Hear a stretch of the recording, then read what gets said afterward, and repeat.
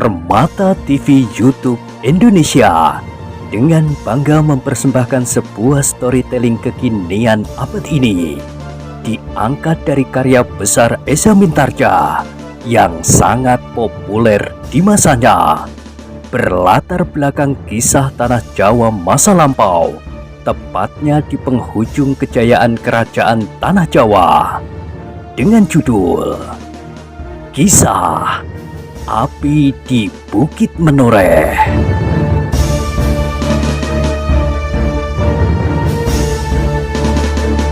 Pada kesempatan yang sangat baik ini, kita masuk pada episode yang ke-435.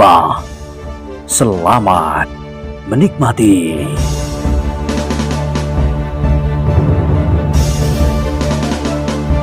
Pada episode sebelumnya telah diceritakan, serangan Wito itu telah membuat Swandaru semakin tidak senang. Tetapi ia tidak ingin mencelakai anak muda yang bukan anak sangkal Putung itu sendiri. Karena itu, betapapun kemarahan membara di hatinya, namun Swandaru masih tetap menahan diri.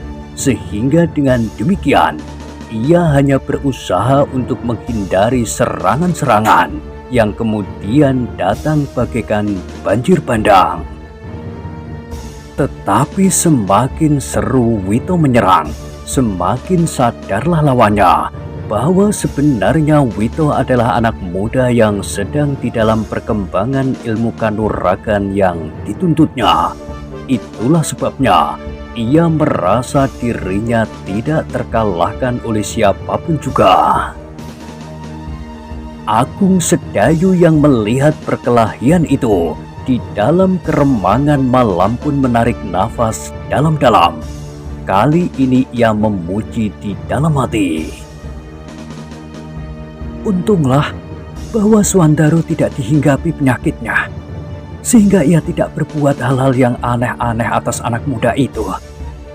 Agaknya Wito baru saja mulai berguru kepada seseorang, sehingga ia merasa perlu untuk menilai ilmu yang sedang dituntutnya. Sayang bahwa sikapnya terlampau kasar dan sombong. Demikianlah Wito semakin lama menjadi semakin garang. Tetapi Swandaru sama sekali tidak berusaha menghentikannya dengan serangan yang berbahaya. Dibiarkannya saja Wito meloncat-loncat dan berputar-putar. Ia akan kelelahan sendiri, berkata Swandaru. Kiai Gringsing dan Ki Sumangkar masih juga menunggui perkelahian itu. Tetapi mereka tidak lagi menjadi tegang melihat sikap Swandaru. Agaknya Swandaru kali ini benar-benar masih dapat mengendalikan diri, meskipun ia telah menjadi marah melihat sikap Wito.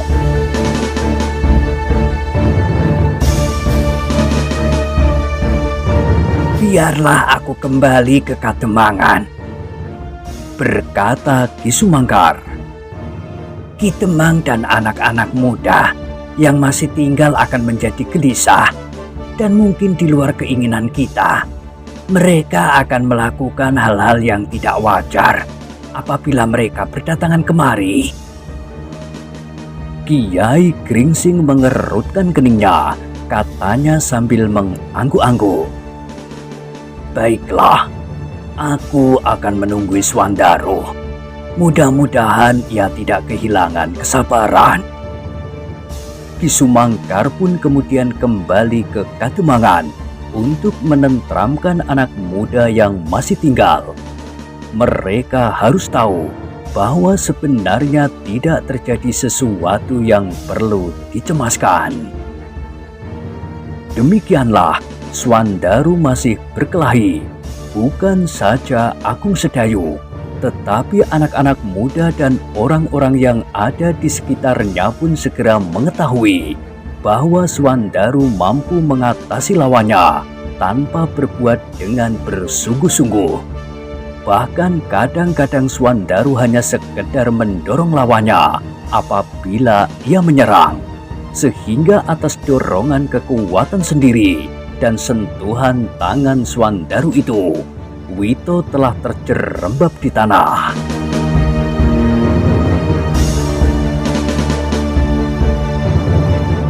Tetapi agaknya Wito sendiri tidak menyadari ia masih bertempur sekuat tenaganya. Ia merasa bahwa Swandaru belum pernah mengenainya pada tempat-tempat yang berbahaya.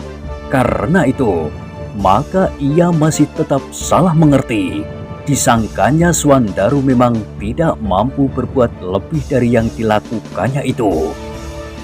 Demikianlah, perkelahian itu berlangsung terus, dan Agung Sedayu pun mengerti Swandaru akan membiarkan lawannya menjadi lelah sendiri. Namun ternyata bahwa nafas Wito cukup panjang. Setelah bertempur sekian lamanya, nafasnya masih juga mengalir dengan teratur. Karena itu, maka Swandaru pun kemudian menjadi ragu-ragu. Apakah ia akan tetap mempergunakan cara yang sudah dimulainya itu untuk memaksa Wito mengakui kelemahannya? Tetapi aku akan memerlukan waktu yang lama, berkata Swandaru di dalam hati. Apakah anak-anak di pendopo itu tidak menjadi gelisah dan bahkan menyusul aku kemari? Jika demikian, maka nasib Wito tidak akan dapat dibayangkan lagi. Kalau anak-anak itu menjadi marah, maka akibatnya tidak akan menguntungkan bagi siapapun juga.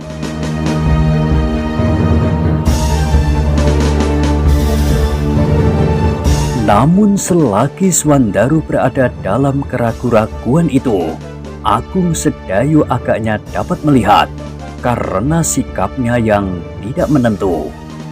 Kadang-kadang Swandaru tampak ingin tetap menghindarkan diri dari setiap benturan yang terjadi dan membiarkan Wito berhenti dengan sendirinya.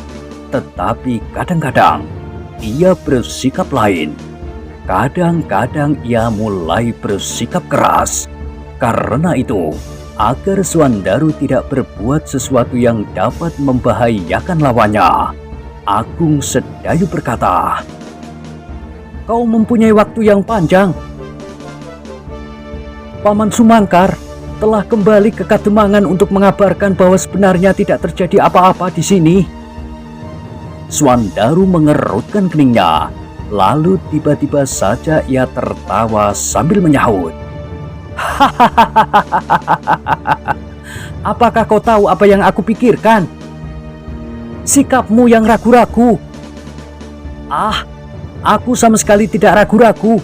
Aku sudah menentukan sikap yang pasti menghadapi keadaan ini.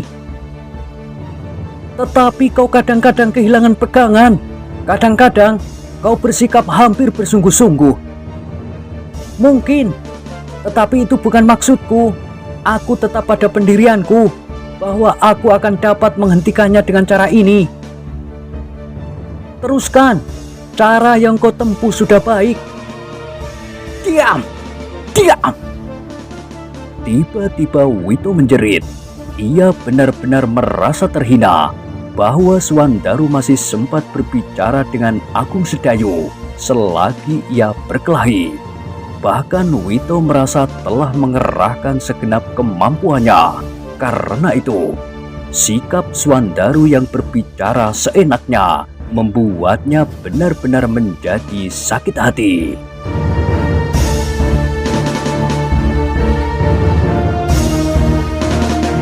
"Kau terlalu sombong, anak gemuk," geram Wito. "Aku akan membuktikan bahwa aku akan memenangkan perkelahian ini. Marilah kita lihat," berkata Swandaru. "Kalau kau berhasil, aku sembah kau." Wito tidak menyahut, tetapi dikerahkannya segenap kemampuan yang ada padanya untuk menekan lawannya. Tetapi Swandaru masih bertempur sambil tersenyum-senyum. Kadang-kadang ia menghindar, kadang-kadang berloncatan surut, bahkan hampir berlari-lari. "Licik, pengecut, jangan lari." "Aku tidak akan lari. Aku sedang menghindar. Bukankah di dalam perkelahian yang manapun, seseorang diperbolehkan menghindar? Maksudku, bukankah menghindar itu bukan perbuatan licik? Persetan! Teriak Wito. Dengan demikian maka ia pun menjadi semakin garang. Serangan-serangannya datang membadai tanpa henti-hentinya. Tetapi ternyata bahwa ia sama sekali tidak berhasil menyentuh tubuh lawannya yang dengan lincah dan sigap menghindarinya. Namun lambat laun Wito pun menyadari bahwa sebenarnya Swandaru tidak berkelahi dengan sungguh-sungguh, bahwa sebenarnya Swandaru hanya sekedar memancingnya untuk menyerang dan menyerang tanpa melakukan perlawanan. Tetapi kesadaran itu datangnya telah terlambat, betapapun panjang nafasnya. Namun akhirnya ia pun menjadi terengah-engah, tenaganya semakin susut, sehingga serangannya menjadi semakin tidak terarah. Namun demikian Swandaru masih tetap memancingnya. Kadang-kadang ia berdiri selangkah di depannya, kemudian meloncat dengan cepatnya. Hampir tidak diketahui bagaimana mungkin dilakukan. Anak itu sudah berada di sisinya. Wito yang hampir kehabisan nafas itu sudah hampir tidak mampu berbuat apa-apa. Dalam keadaan yang demikian, Swandaru menjadi kambuh lagi. Sekali-sekali ia menepuk bahu Wito sambil berdesis. Hei, apakah kau mencari sasaran yang paling baik di tubuhku? Ini, lihatlah, kalau kau berhasil mengenainya, aku menyerah. Berkata Swandaru sambil menunjukkan dahinya. Kau tidak usah memukul sampai kepalaku pening. Kalau kau berhasil menyentuh saja, kau menang. Gila! Teriak Wito. Kau pun tidak dapat melakukannya. Hei, kau sangka aku tidak dapat menyentuh dahimu? Tidak. Belum lagi mulut Wito terkatup, tangan Swandaru telah mendorong dahinya sehingga ia hampir terjatuh. Kau bilang aku tidak mampu? Curang, aku belum mapan. Oh, begitu. Tetapi tenaga Wito benar-benar sudah habis. Nafasnya seperti akan terputus di tenggorokan. Bagaimana? Bertanya Swandaru. Persetan, desis Wito. Ayo, keroyok aku. Ah, Swandaru berdesis. Namun ia pun kemudian tertawa. Jangan menipu diri sendiri. Berkatalah sebenarnya bahwa kau sudah tidak mampu lagi untuk berkelahi. Aku pun akan berhenti pula dan kita mulai berbicara dengan mulut. Tidak ada yang akan kita bicarakan. Serang aku atau kalian pergi dari sini. Kemana aku dan anak-anak muda Sangkal Putung harus pergi? Ini padukuhan dan kademangan kami. Persetan, persetan. Ternyata sifat yang keras itu sangat menjengkelkan Swandaru. Maka katanya, Wito, apakah kau tidak melihat kenyataan yang kau hadapi? Aku akan berkelahi terus. Aku adalah laki-laki. Tidak seorang pun yang dapat memaksakan kehendaknya atasku. Suaranya terputus. Swandaru yang benar-benar telah menjadi jengkel telah memukul pipi Wito yang sedang berbicara itu sehingga suaranya patah. Sejenak Wito berdiri sambil meraba-raba pipinya. Ia tidak dapat ingkar bahwa pipinya menjadi sakit sekali. Sentuhan tangan Swandaru yang gemuk itu ternyata telah benar-benar membuatnya menyeringai. Nah, apa katamu? Bertanya Swandaru. Aku dapat berbuat lebih banyak, bukan sekedar memukul pipimu. Aku dapat merontokkan gigimu dan membuat kau pingsan, seperti kawanku itu. Wito menggertakkan giginya, tetapi ia sadar bahwa ia berhadapan dengan Swandaru, yang lain dari anak-anak muda Sangkal Putung yang telah dikalahkannya. Tetapi ternyata Wito sama sekali tidak menerima kekalahannya dengan ikhlas. Pipinya yang sakit telah membakar dendam di hatinya, sehingga karena itu, tanpa berkata sepatah pun, ia meninggalkan tikungan itu. Swandaru tidak berusaha mencegahnya, bahkan ketika seorang anak muda meloncat maju dan memandanginya dengan heran. Ia berkata, "Aku tahu ia mendendam, tetapi jika aku berbuat lebih banyak, dendam di hatinya akan menjadi semakin menyala. Dari manakah sebenarnya anak itu?" "Ia adalah anak Semangkok." "Semangkok? Kenapa aku belum pernah mengenalnya?" "Entahlah, memang kita sudah banyak mengenal anak-anak dari Padukuhan Semangkok, tetapi kita belum pernah mengenal anak itu sebelumnya." Swandaru menarik nafas dalam-dalam, namun kemudian ia bergumam, "Tentu ada juga anak-anak Semangkok yang belum kita kenal dan belum mengenal kita. Dan kita tahu siapakah anak-anak muda dari Semangkok dan apa saja yang pernah dilakukan selama ini, sehingga membuat para berbau kademangannya dan orang-orang tua di Semangkok sendiri menjadi pening. Iya, ternyata anak-anak Semangkok sendiri telah terpecah, yang separuh tidak lagi menghendaki cara hidup yang tidak wajar, sedang yang lain masih saja tidak mau meninggalkan jalan mereka yang sesat, sehingga tidak jarang terjadi bentrokan-bentrokan di antara mereka di Semangkok." Swandaru mengangguk-angguk. Perlahan-lahan ia berdesis, "Kita tidak tahu dari lingkungan yang manakah Wito itu. Menilik sikapnya sebelum ini, ia termasuk anak yang tidak banyak tingkah. Tetapi ternyata sekarang kita harus berpikir lain." Swandaru mengangguk-angguk. Terbayang dendam anak Semangkok itu dapat menyala semakin besar, apalagi apabila ia termasuk lingkungan anak-anak yang justru membuat keluarga Semangkok sendiri menjadi sulit. "Sudahlah," berkata Swandaru kemudian, "kita kembali ke Kademangan. Mudah-mudahan Wito tidak mempersoalkannya lebih jauh. Besok kita akan melihat apakah ia masih berada di rumah pamannya atau tidak.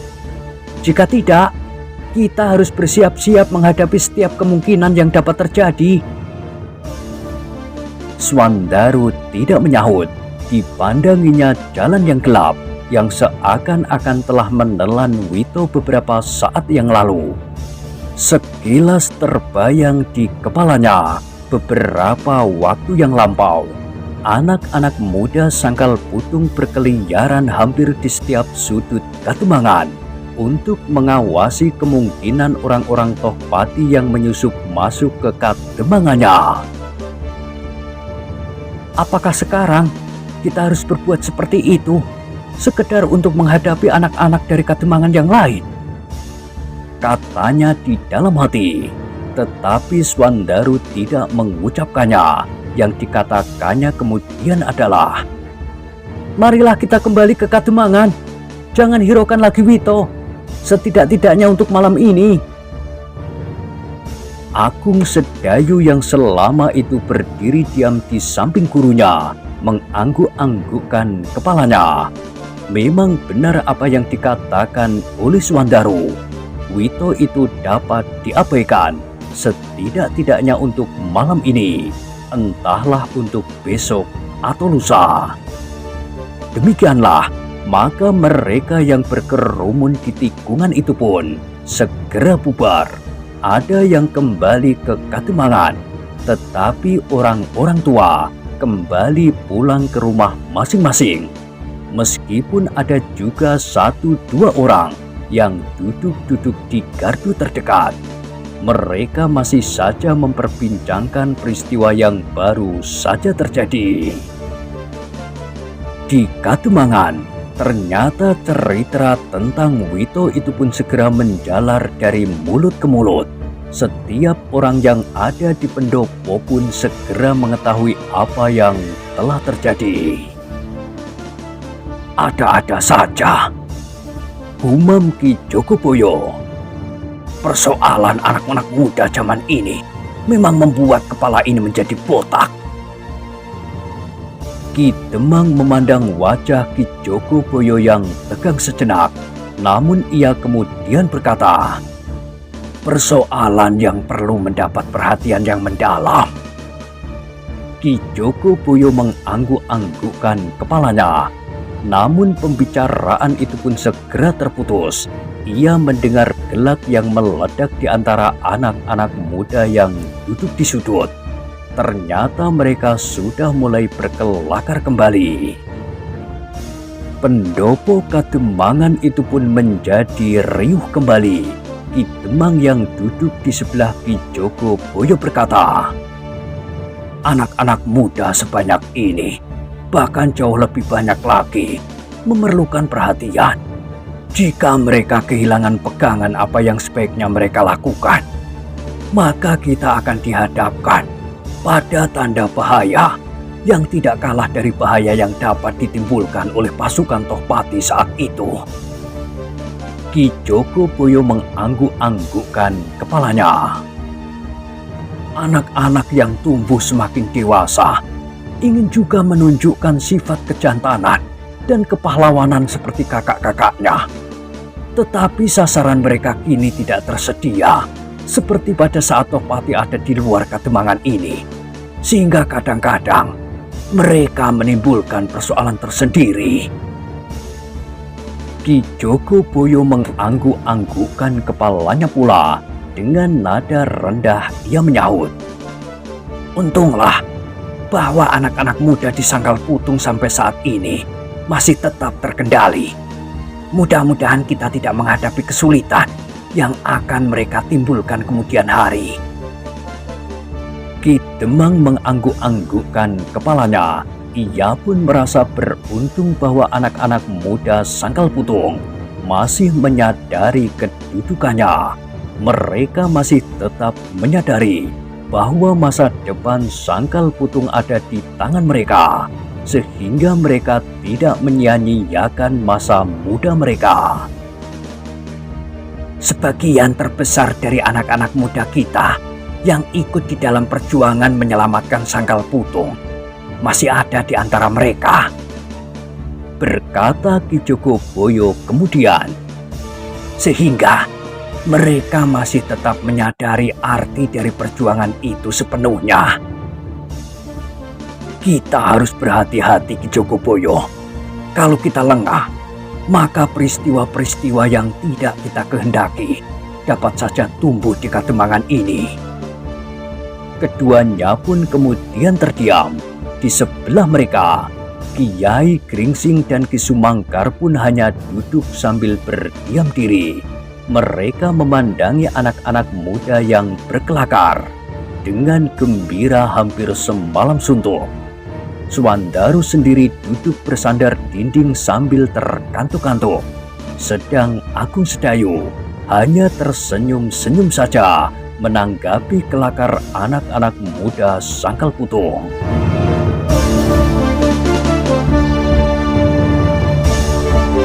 Anak-anak muda itu seakan-akan tersadar dari suasana yang telah memukau mereka. Ketika mereka mendengar ayam jantan berkokok bersaut-sautan, ketika mereka berpaling ke halaman, mereka pun telah melihat bayangan kemerah-merahan di pepohonan. Fajar, desis salah seorang dari mereka. Oh, ternyata kita berada di pendopo ini semalam suntuk. Iya, marilah kita pulang. Siang nanti aku masih harus menyelesaikan garapan di sawahku. Anak-anak muda itu pun kemudian minta diri dan pulang ke rumah masing-masing. Tetapi ada juga di antara mereka yang malas berjalan pulang. Mereka langsung berkerudung kain panjang dan berbaring di pendopo Kademangan Sangkal Putung. "Kepalang tanggung untuk pulang," desis salah seorang dari mereka. "Aku akan tidur saja di sini. Nanti kalau nasi sudah masak, barulah aku akan pulang."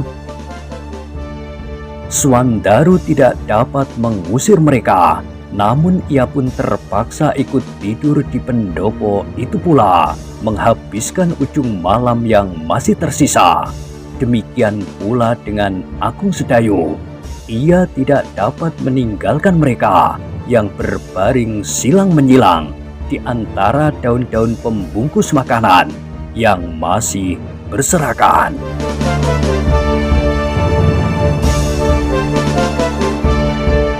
Tetapi Kiai Gringsing, Ki Sumangkar, Ki Temang, Ki Jogoboyo, dan orang-orang tua yang lain pun meninggalkan pendopo yang menjadi lengang. Mereka pun segera pergi ke bilik masing-masing dan yang lain pulang ke rumah. Namun demikian terutama Ki Demang dan Ki Jogoboyo masih juga memikirkan akibat yang dapat timbul oleh persoalan yang tampaknya terlampau kecil. Persoalan yang seakan-akan begitu saja dapat dilupakan, tetapi yang sebenarnya akan dapat menimbulkan persoalan yang berkepanjangan.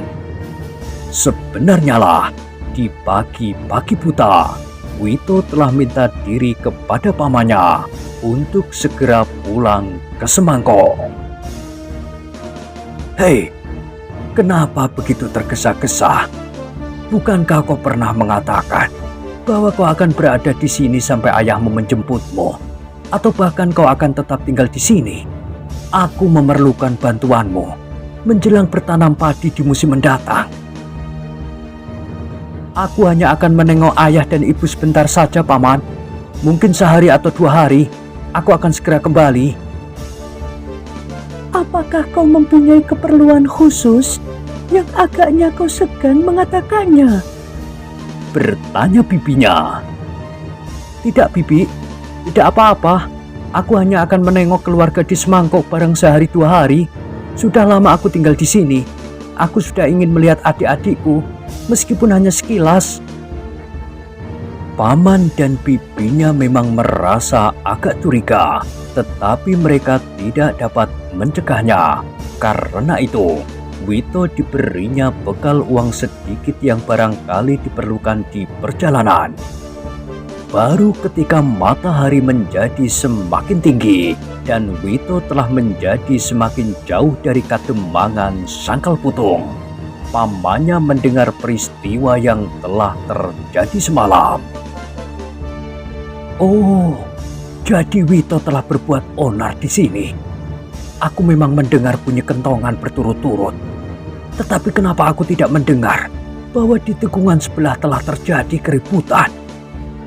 berkata Paman Wito kepada tetangganya yang memberitahukan persoalan kemenakannya itu. "Tidak banyak yang mendengar. Hanya orang-orang yang tinggal di sebelah menyebelah tikungan itu saja." Pamannya berpikir sejenak, lalu katanya, "Kalau begitu, aku akan menyusulnya. Aku akan pergi ke Semangkok menemui kakak, Ayah Wito. Anak itu harus mendapat pengertian bahwa yang dilakukan itu sama sekali tidak baik baginya, bagiku, dan bagi orang tuanya sendiri." Tetangganya tidak menyahut. Ia hanya mengangguk-anggukkan kepalanya saja. "Sebaiknya aku menemui Swandaru dan Ki Demang sebelum aku pergi ke Semangkok," berkata Paman Wito. "Itu lebih baik," sahut tetangganya. "Kau akan mendapat penjelasan yang jelas apa yang sebenarnya telah terjadi."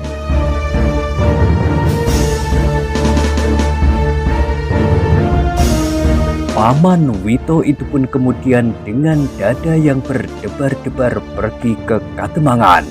Ia kenal benar dengan kemenakannya yang tampaknya baik dan diam itu. Tetapi kadang-kadang hatinya memang meledak-ledak. sehingga orang tuanya sendiri menjadi cemas akan perkembangannya. Itulah sebabnya Wito diserahkan kepadanya yang mempunyai pengaruh agak kuat pada anak itu. Biasanya Wito menurut apa yang dikatakan oleh pamannya. Namun pada suatu saat, Wito telah membuat pamannya itu menjadi gelisah. Di Kademangan, paman Wito berhasil menemui Swandaru. Bahkan Ki Demang pun ikut menemuinya pula. "Ada baiknya kau pergi ke Semangkok," berkata Ki Demang. "Kau dapat memberi penjelasan kepada orang tuanya supaya tidak salah paham. Siapakah sebenarnya kakangmu yang tinggal di Semangkok itu?" bertanya Ki Demang kemudian. Paman Wito mengerutkan keningnya. Apakah kira-kira Ki Demang sudah mengenal kakaknya yang tinggal di Semangkok itu? "Kakakmu laki-laki atau perempuan?" desak Ki Demang. "Saudaraku adalah Ibu Wito," jawab paman Wito itu. "Tetapi ayahnya pun masih ada sangkut pautnya, meskipun sekedar muntu katutan sambel." Ki Demang mengangguk-anggukkan kepalanya, tetapi ia masih bertanya, "Siapakah nama bapaknya?" "Santo," jawab paman Wito. "Orang memanggilnya Santo Dhuwur." "Oh," Ki Demang mengangguk-anggukkan kepalanya pula. "Aku sudah mengenalnya. Memang ada dua Santo yang aku kenal di Semangkok, yang seorang pendek dan yang seorang lagi tinggi. Kakakmu adalah Santo yang tinggi itu." "Iya Ki Demang." "Ia adalah suami kakak perempuanmu?" "Iya, kakak perempuanku yang sulung." Ki Demang mengangguk-anggukkan kepalanya pula. Lalu katanya, "Baiklah, kau menemuinya. Seingatku, Santo termasuk orang yang keras hati juga. Agaknya sifatnya itu menurun pada anaknya." Demikianlah, maka paman Wito hari itu memerlukan menyusul kemenakannya. Ia mempunyai dugaan bahwa Wito menaruh dendam kepada anak-anak muda Sangkal Putung. Karena itu, ia harus segera sampai ke Semangkok dan menemui kakaknya. Tetapi agaknya Kakang Santo tidak lagi merasa mampu mengendalikan anaknya. Betapapun keras hatinya, namun ternyata bahwa ia tidak berhasil menundukkan hati anaknya sekedar dengan kekerasan, berkata paman Wito di dalam hatinya. Demikianlah, maka sebelum matahari sampai ke puncak langit, paman Wito sudah sampai ke rumah kakaknya. Ternyata kedatangannya telah mengejutkan seisi rumah itu.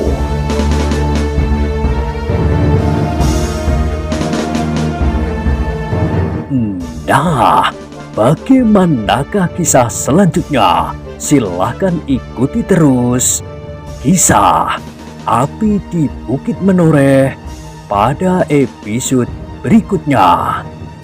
Sampai jumpa.